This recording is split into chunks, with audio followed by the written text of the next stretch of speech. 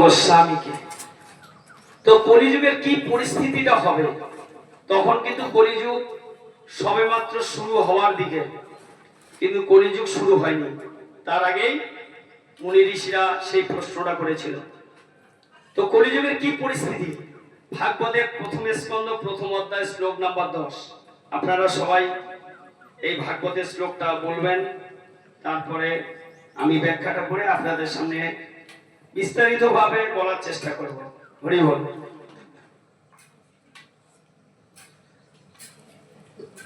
প্রায়ণ অল্প আয়ুষ সব্য কলৌ অস্মিনি যুগে জনা মন্দা সুমন্দা মতয় মন্দ ভাগ্যা হি উপদ্রতা। প্রায়ণ অল্প আয়ুষ সব্য কলৌ অস্মিনি যুগে জনা মন্দা সুমন্দা মতয় মন্দ ভাগ্যা হি উপদ্রতা। হরে কৃষ্ণ। এখানে বলছেন প্রায়ণ, প্রায় সর্বদা, অল্প অল্প, আয়ুষ্য আয়ু, সভ্য জ্ঞানবান সমাজের সদস্য, কলৌ এই কলিযুগে, অস্মিন এখানে, যুগে যুগে, জনসাধারণ, মন্দা অলস, সুমন্দা মতয় অত্যন্ত মন্দগতি, মন্দ ভাগা দুর্ভাগ্য, হি এবং সর্বোপরি উপদ্রুতা রোগাদির দ্বারা উপদ্রুত। অনুবাদ: হে মহাজ্ঞানী, এই কলিযুগের মানুষের প্রায় সকলের আয়ু অল্প, তারা কলহপ্রিয়, তারা অলস, মন্দগতি, ভাগ্যহীন, সর্বোপরি তারা নিরন্তর রোগাদি দ্বারা উপদ্রুত। হরি বল। জয় জয় নিতাই গৌর সীতানাথ।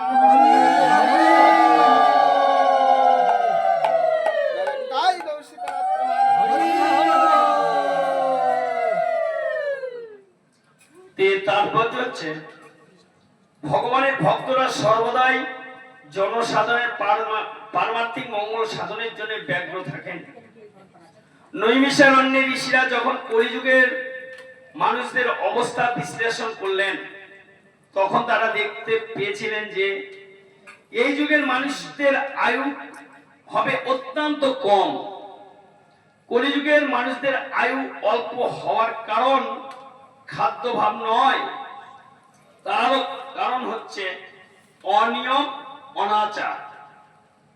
সুনিয়ন্ত্রিত ভাবে জীবনযাপন করলে, সাদা সিধে খাদ্য আহার করলে যে কোনো মানুষ সুস্থ সরল ভাবে জীবন ধারণ করতে পারে। অত্যাচার, অত্যাধিক ইন্দ্রিয়তৃপ্তি, অন্যের করুণার উপর অত্যাধিক নির্ভরশীলতা এবং কৃত্রিম ভাবে জীবনের মান উন্নতি করার চেষ্টা মানুষের জীবনী শক্তি শোষণ করে নেয়, তাই তাদের আয়ু কমে যায়। এই যুগের মানুষেরা অত্যন্ত অলস, তারা কেবল জাগতিক বিষয়ে অলস নয়, পারমার্থিক জ্ঞান লাভের বিষয়ে তারা অত্যন্ত অলস। মানব জীবনের বিশেষ উদ্দেশ্য হচ্ছে আত্মজ্ঞান লাভ করা, অর্থাৎ মানুষের জানা উচিত যে সে কে, এই জড় জগৎ কি, পরম সত্য কি। মনুষ্য জীবন হচ্ছে একটি অপূর্ব সুন্দর সুযোগ, যার মাধ্যমে জীব এই জড় জগতে বেঁচে থাকার সংগ্রাম রূপী সমস্ত দুঃখ দুর্দশার সমাপ্তি সাধন করতে পারে এবং তার নিত্য আলয় ভগবত ধামে ফিরে যেতে পারে, সমাপ্তি সাধন করতে পারে এবং তার নিত্য আলয় ভগবত ধামে ফিরে যেতে পারে। কিন্তু কুশিক্ষার প্রভাবে মানুষদের আজ আর আত্মজ্ঞান লাভের কোন রকম বাসনা নেই। তারা যদি সেই সম্বন্ধে জানতে পারে, দুর্ভাগ্যবশত তারা কতগুলি কপট প্রচারকের দ্বারা ভ্রান্তবাদে পরিচালিত হয়। এই কলিযুগের মানুষ কেবল বিভিন্ন রাজনৈতিক সংস্থা ও দলের শিকারই হচ্ছে না, ইন্দ্রতৃপ্তির বিভিন্ন রকমের প্রলোভনের দ্বারা বিপদগামী হচ্ছে। যেমন সিনেমা, অনর্থক খেলাধুলা, জুয়া, ক্লাব, জড়জাগতিক গ্রন্থগার, অসৎ সঙ্গ, ধূমপান, আসবান, প্রতারণা, চুরি, বাটপারি ইত্যাদি। তাদের মনে এই ধরনের বিভিন্ন কার্যকলাপের ফলে সর্বদাই বিচলিত এবং উৎকণ্ঠাপূর্ণ। এই যুগে অনেক অসৎ মানুষ তাদের মন গড়া নানা রকম ধর্ম বিশ্বাস তৈরি করে, যা শাস্ত্রের ভিত্তিতে প্রতিষ্ঠিত নয়, এবং ইন্দ্র সুখভোগের প্রতি আসক্ত বিষয়ী মানুষেরা এই ধরনের সমস্ত ধর্ম প্রতিষ্ঠানের প্রতি আকৃষ্ট হয়। পরিণামে ধর্মের নামে এত পাপ কার্য হতে থাকে যে মানুষের মনে শান্তি ও দেহের স্বাস্থ্য সম্পূর্ণভাবে নষ্ট হয়ে যায়। আজকাল আর কেউ ব্রহ্মচর্য পালন করেন না, আর গৃহস্থরাও গৃহস্থ আশ্রমের বিধানগুলো অনুসরণ করেন না। তার ফলে এই ধরনের গৃহস্থ আশ্রম থেকে আগত তথাকথিত সমস্ত বানপ্রস্থি এবং সন্ন্যাসীরা সহজেই বিপদগামী হয়। এই কলিযুগের সমস্ত আবহাওয়া অবিশ্বাসে পূর্ণ। মানুষেরা পারমার্থিক জীবনের প্রতি মোটেই উৎসাহী নয় এবং পারমার্থিক বিষয়ের প্রতি তারা কোন রকম গুরুত্ব দেয় না। জ্বর ইন্দ্রিয় তর্পণ হচ্ছে এখানকার সভ্যতার মাপকাঠি। এই ধরনের জ্বর সভ্যতার সংরক্ষণ করার জন্য মানুষ অত্যন্ত জটিল জাতি এবং গোষ্ঠী তৈরি করেছে এবং তাদের মধ্যে নিরন্তর যুদ্ধ বিবাদ লেগে আছে। আজকের মানব সমাজের নীতিবোধ এত বিকৃত হয়ে গেছে যে মানুষকে পারমার্থিক স্তরে উন্নতি করা অত্যন্ত কঠিন হয়ে দাঁড়িয়েছে। নৈমিষারণ্যের ঋষিরা সমস্ত অধপতিত জীবদের জড় জগতের বন্ধন থেকে মুক্ত করতে ব্যগ্র ছিলেন। তাই তারা এখানে ছিল সুত গোস্বামীকে তার নিরাময়ের উপায় সম্বন্ধে জিজ্ঞাসা করেছেন। হরে কৃষ্ণ। এখানে প্রভুপাদ ব্যাখ্যা দিচ্ছে শ্রীমদ্ ভাগবতে। এখানে বলছে যে প্রায়ণ অল্প আয়স্য কলম স্মরণে যুগে জনা মন্দা সুমন্দা ভাগ্যায়ী উপদ্রুতম। তো এই যে এটা কলিযুগ, এই কলিযুগের মানুষ বলছে প্রায়ণ অল্প আয়ুষ্য। এই কলিযুগের মানুষের আয়ু কিন্তু খুব কম। কেন কম? বলছে তাদের খাওয়ার ব্যাপারে তাদের কম নয়। খাওয়ার জন্য যে তাদের আয়ু যে কমে যাচ্ছে সেটা না, কারণ আমাদের নিয়ম নীতি আচার আচরণ সেগুলোর জন্য আমাদের আয়ু কমে যাচ্ছে। উদাহরণ দিচ্ছি, জড় জগৎ থেকে যেমন আমাদের বাপের আমল দেখেছি, বাপেরা একটাই নেশা পান করত। কি খাত? সে সময় বাপ ঠাকুরের হুকা খাত, একটা নেশা পান করত। আর এখনকার মানুষ একটা নেশা দিয়ে হয় কি, দুটা তিনটা। মদ চলবে, সিগারেট চলবে, আবার খৈনি চলবে, আবার পান চলবে। তাহলে একটা মানুষের কমসে কম নেশায় একজনের 2-3 রকমের ধরে আছে। কেউ পান খাচ্ছে, কেউ আবার গুটকা খাচ্ছে, আবার কেউ গুটকা খাচ্ছে, খৈনি খাচ্ছে, বিড়ি খাচ্ছে। তাহলে এইভাবেই আমাদের আয়ুগুলো আমরা কিন্তু দিনের পর দিন নষ্ট করছি। এটা খাদ্যের অভাবে না, খাদ্য ঠিকই আছে, আবহাওয়া ঠিকই আছে, সূর্য চন্দ্র যেরকম ওঠার দরকার সেরকমই চলছে, কিন্তু পরিবর্তন হচ্ছে। কেন পরিবর্তন হচ্ছে? আমাদের আচার আচরণ, সেই দিক থেকে আমাদের সবকিছু পরিবর্তন হয়ে যাচ্ছে। তো এখানে যে আমাদের আয়ুটা কমে যাচ্ছে, তারপরে কি বলেছে? ভাগ্যায়ী উপদ্রুতম। আমাদের ভাগ্য খুব খারাপ। কলিযুগের মানুষের মন সবসময় চঞ্চলতা। হরিকথা যে শুনবে, হরিকথার রুচি নেই। বাসে উঠে যে 1 মিনিট 10 মিনিট বা আধা ঘন্টা বসে থাকবে, সেটারও কিন্তু ইচ্ছা নেই, কতক্ষণ বাসটা তাড়াতাড়ি করে যায়, সব সময় মন চঞ্চলতা। এটার কারণটা হচ্ছে আমরা আজকে যা কিছু করছি, কি ধর্ম, কোনটা ধর্ম নয়, কোনটা করলে ঠিক হবে, কোনটা করলে ঠিক হবে না, আমরা কিন্তু সেটা কিন্তু জানি না। তো এখানে আমাদের প্রভুপাদ ব্যাখ্যা দিয়েছে খুব সুন্দর ভাবে, যে এই যে গীতা ভাগবত, এটা কি, এটা হচ্ছে একটা এক্স-রে রিপোর্ট। যেমন আমাদের রোগ যদি হয়, ডাক্তারের কাছে যদি যাই, তো ডাক্তার ওষুধ দিচ্ছে, আমাদের কিন্তু ওষুধ কাজ করছে না দেহের মধ্যে। ডাক্তার কি করবে, যে যান আপনি একটা এক্স-রে রিপোর্ট করুন। তাই এক্স-রে রিপোর্ট যখন করা গেল, তখন দেখা গেল কি কিডনি আমাদের ড্যামেজ। তাহলে কে চিনবে? পেশেন্ট কি বুঝতে পারবে, না ডাক্তার বুঝতে পারবে কিডনি ড্যামেজ? ডাক্তার। কিন্তু ডাক্তার তো এমনি তো বুঝতে পারবে না, ডাক্তারই পাস করেছে। কিন্তু যে এক্স-রে রিপোর্ট, সেই রিপোর্টের মাধ্যম দিয়ে বলবে পেশেন্টটাকে যে আপনার কিডনি ড্যামেজ। তদ্রূপ এই যে কলিযুগের পরিস্থিতি যে ভয়ানক, অল্প আয়ু, মন্দ ভাগ্য, আমাদের মন চঞ্চলতা, আমরা সঠিক ধর্ম করছি কি করছি না, এটা কিভাবে জানবো? গীতা ভাগবতের মাধ্যম দিয়ে আমরা কিন্তু জানবো। আমাদের নিজের আয়ুটা আমরা নিজে নিজেই হরণ করছি। ভাগবতে বলেছে যে যারা কৃষ্ণ ভক্ত, সূর্য ওঠার সঙ্গে সঙ্গে তাদের আয়ু বৃদ্ধি হয়, আর যারা কৃষ্ণ ভক্ত নয়, তাদের আয়ু সূর্য ওঠার সঙ্গে সঙ্গে কমতে থাকে, আয়ু কমতে থাকে। কি আমরা এখন কি মৃত্যুর পথে এগিয়ে যাচ্ছি না জন্মের পথে এগিয়ে যাচ্ছি? কি প্রভু, কোনটা? আমরা এখন মৃত্যুর পথে এগিয়ে যাচ্ছি। তা মৃত্যুর পথে যে আমরা এগিয়ে যাচ্ছি, তা আমরা কেউ মৃত্যুর জন্য তৈরি হয়েছি? তৈরি হয়নি। আমরা কিসের জন্য তৈরি হয়েছি? ভোগ। এত সুন্দর একটা বাড়ি করব, এটাতে আমি থাকবো, ভোগ। আমার ছেলের সবেমাত্র তো চাকরি পেল, ভোগ। আমার সবেমাত্র তো দোকান করলাম, ভোগ। যে যে যত ভুগি, সে তত কলিযুগের রুগী আর দুঃখী। ঠিক বললাম না ভুল বললাম? আর যে যত ত্যাগী, সে তত সুখী, আর সে তত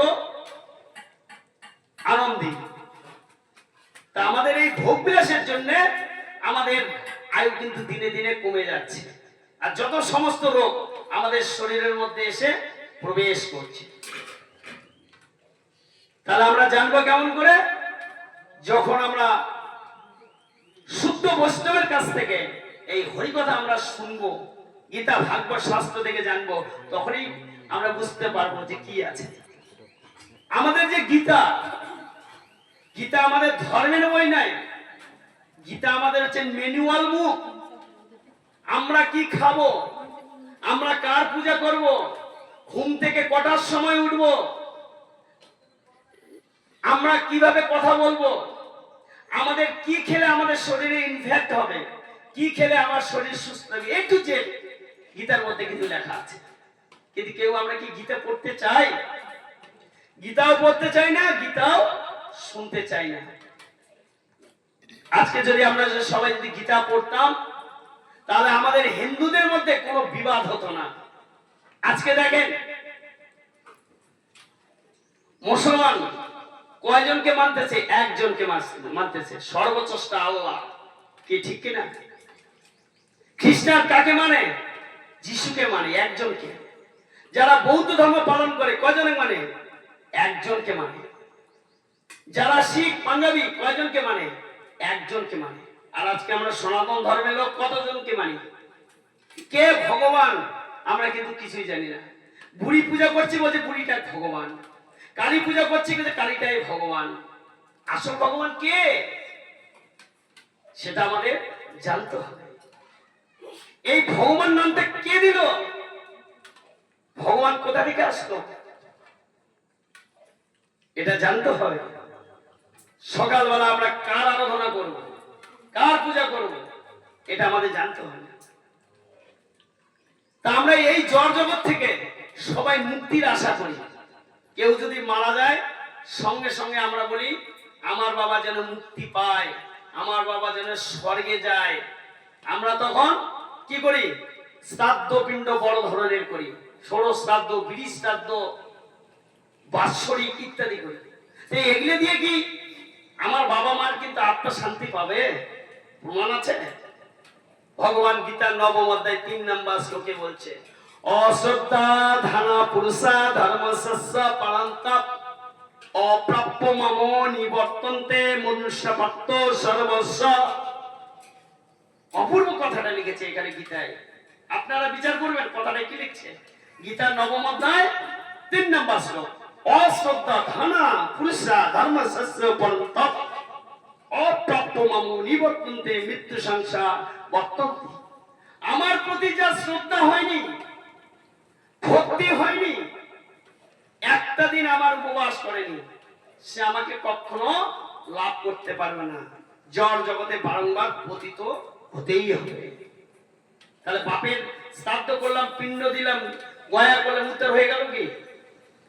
যদি হয়ে যায় তাহলে ভগবান গীতার নবম অধ্যায় 3 নম্বর শ্লোকটা লিখলো কেন? হ্যাঁ, শ্রাদ্ধ করতে হবে, পিণ্ড দিতে হবে, এটা ঠিক, এটা শাস্ত্রে আছে, এটা করতে হবে। কিন্তু পাপ উদ্ধার যদি হয় এইভাবে হবে না। ভগবান একটা গীতার প্রথম অধ্যায় 41 নম্বর একটা শ্লোক বলেছে, শঙ্কর নরকাইপ্য কুলঘ্নম কুলস্বচ পতন্তি পিতরম হে সংলিপ্ত পিণ্ড দগক্রিয়া। গীতার প্রথম অধ্যায় 41 নম্বর শ্লোক। বংশের মধ্যে একজন যদি কৃষ্ণ ভক্ত হয়, এই বাড়ি থেকে বসে হাজার হাজার পিতৃপুরুষেরা উদ্ধার পায়নি। তাই দেখেছেন কৃষ্ণ ভক্ত হওয়ার কতখানি গুণ। শ্রাদ্ধ করলেন, আপনারা এখন পিতৃপুরুষকে উদ্ধার দিচ্ছেন, গয়ায় যায়, কতগুলো আপনার পিতৃপুরুষের নাম বলতে পারবেন বলেন? কটা? তার বাপ, তার বাপ, তার বাপ, 3 সিঁড়ি 4 সিঁড়ি শেষ। আর ভগবান গীতার প্রথম অধ্যায় 41 নম্বর শ্লোকে গিয়ে বলল যে বংশের মধ্যে একজন যদি কৃষ্ণ ভক্ত যদি হয়, এই বাড়ি থেকে বসে হাজার হাজার পিতৃপুরুষরা উদ্ধার পাবে। তাহলে কি ভক্ত হওয়া ভালো না অভক্ত হওয়া ভালো বলেন? আমরা এখন সবাই চুপচাপ।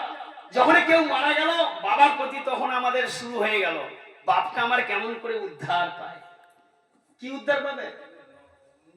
বলবে না আত্মা, আমার বাবার আত্মার শ্রাদ্ধ হচ্ছে, তাহলে আমি কে? এটা আপনাদের প্রশ্ন করতে হবে, আমি কে? এখানে ভগবান গীতায় বলেছে দ্বিতীয় অধ্যায় 20 নম্বর শ্লোক, নয়ন ন জায়তে মিয়তে কদাচিন নায় ভূতা ভবিতা ন ভূয় অজ শাসেত ভয়ং পুরন হন্যতে হন্যমানে শরীরে। বলছে আত্মার কোনো কিছু মানে বুড়া হয় না। ন যাইতে মেয়েতে কথা যেন নাই মুক্তা ভবিতা ন ভূয় অজ শাসে হম হন্যতে হন্যমানে পুরো, মানে হন্যতে হন্যমানে পুরনো শরীরে। তো বলছে আত্মাটা আমাদের এক দেহ থেকে অন্য দেহে ট্রান্সফার হয়। তাহলে কি কার মৃত্যু হয়? আমাদের দেহের মৃত্যু। তাহলে আত্মাটাকে, আত্মাটাই হচ্ছে না আমি, আত্মাটাই গাছ, আত্মাটাই পাখি, আত্মাটাই মাছ, আত্মাটাই পশু, আত্মাটাই নানা রকম জীব। আত্মাটা মানে আপনারা দেখেছেন মোবাইলের মধ্যে যে সিম কার্ডটা থাকে, তাহলে সিম কার্ড খুলে যদি নেওয়া যায় মোবাইলটার কি আর দাম থাকবে? দাম থাকবে? যত টাকারই আপনি মোবাইল নেন, সিম একবার খুলে নিলে মস্তানি শেষ। তাহলে মোবাইলের মেন কি? সিম। তা আমাদের সিম হচ্ছেন আত্মা। যতক্ষণ আত্মা ততক্ষণ বাবা, যতক্ষণ আত্মা ততক্ষণ মাস্টার, যতক্ষণ আত্মা ততক্ষণ ডাক্তার, যতক্ষণ আত্মা ততক্ষণ কৃষক, যতক্ষণ আত্মা ততক্ষণ ছাত্র। আর আত্মাটা যখন টেনে নিবে কি বলো, হরি হরি বল।